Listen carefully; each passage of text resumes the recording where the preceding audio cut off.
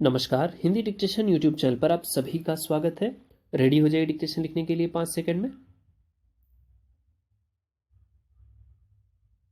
Cinema या television के पर्दे पर एक सशक्त किरदार के तौर पर जिंदगी के लिए संघर्ष का संदेश देने वाले लोग ही जब व्यक्तिगत मोर्चे पर हार कर खुदकुशी कर लेते हैं तो उससे केवल उस व्यक्ति के मनोबल की कमजोरी जाहिर नहीं होती, वह एक समाज या समुदाय की बहुस्तरीय नाकामी का उदाहरण होता है। मुंबई का फिल्म और टीवी उद्योग पिछले कई सालों से इस समस्या से दो चार है कि सिनेमा में हंसता खेलता और सार्वजनिक जीवन में लोगों का पसंदीदा बन गया कलाकार किसी दिन अचानक खुदकुशी कर लेता है। कलाकार भी आखिर इंसान होते हैं और उनकी जिंदगी के तनाव और दबाव भी कई बार इस कदर जटिल हो जाते हैं जिसमें आखिरकार वे हार जाएं। पर सवाल है कि साधारण लोगों की दुनिया के मुकाबले संगठित रूप से काम करने वाले फिल्म या टीवी धारावाहिकों के उद्योग ने इतने सालों के सफर के बावजूद ऐसा तंत्र विकसित क्यों नहीं किया है जिसमें बेहद मुश्किल हालात का सामना करता कोई कलाकार अपने लिए जिंदगी की उम्मीद देख पाए। पैरा, यह मसला एक बार फिर चिंता का केंद्र इसलिए बना है कि पिछले हफ्ते टीवी धारावाहिकों की एक अभिनेत्री काम की जगह पर ही फंदे से लटकी मिली।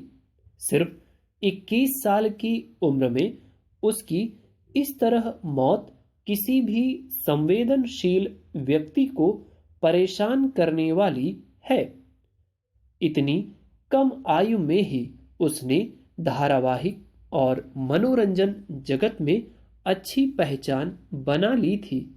अभी उसके सामने लंबी जिंदगी, मौके और खुला आसमान था जहां वह भविष्य की ऊंची उड़ान भर सकती थी। मगर आखिर ऐसा क्या हुआ जिसका हल उसे अपनी जान देने में ही नजर आया? सामान्य नजरिए से देखें तो यही कहा जा सकता है कि आत्महत्या की दूसरी घटनाओं में जिस तरह व्यक्ति हार कर ऐसे कदम उठाता है वैसे ही कोई परिस्थिति पैदा हुई होगी। पर वे कौन सी और कैसी असामान्य परिस्थितियां सामने आईं कि अभिनेत्री ने उनसे बचने या टकराने के बजाय जिंदगी की हार का रास्ता चुना?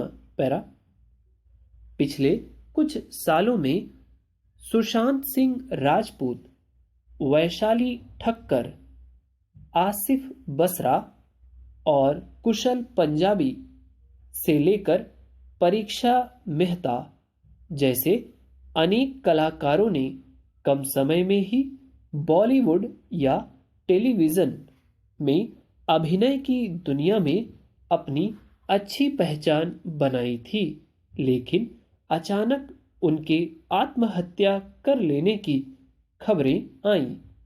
निश्चित रूप से खुदकुशी सबसे तकलीफदेह हालात के सामने हार जाने का नतीजा होती है और ऐसा फैसला करने वालों के भीतर वंचना का एहसास, उससे उपजे तनाव, दबाव और दुख का अंदाजा लगा पाना दूसरों के लिए मुमकिन नहीं है।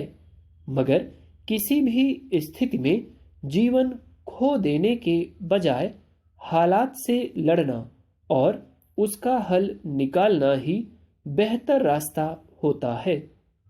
ऐसी घटनाएं सामने आने के बाद बिना किसी ठोस आधार के कई बार कुछ विवाद खड़े हो जाते हैं, पर मुख्य सवाल यही रह जाता है कि आमतौर पर सभी सुविधाओं से लैस अपने आसपास कई स्तर पर समर्थ लोगों की दुनिया में सार्वजनिक रूप से अक्सर मजबूत दिखने के बावजूद कोई व्यक्ति भीतर से इतना कमजोर क्यों हो जाता है कि जिंदगी के उतार चढ़ाव या झटकों को बर्दाश्त नहीं कर पाता।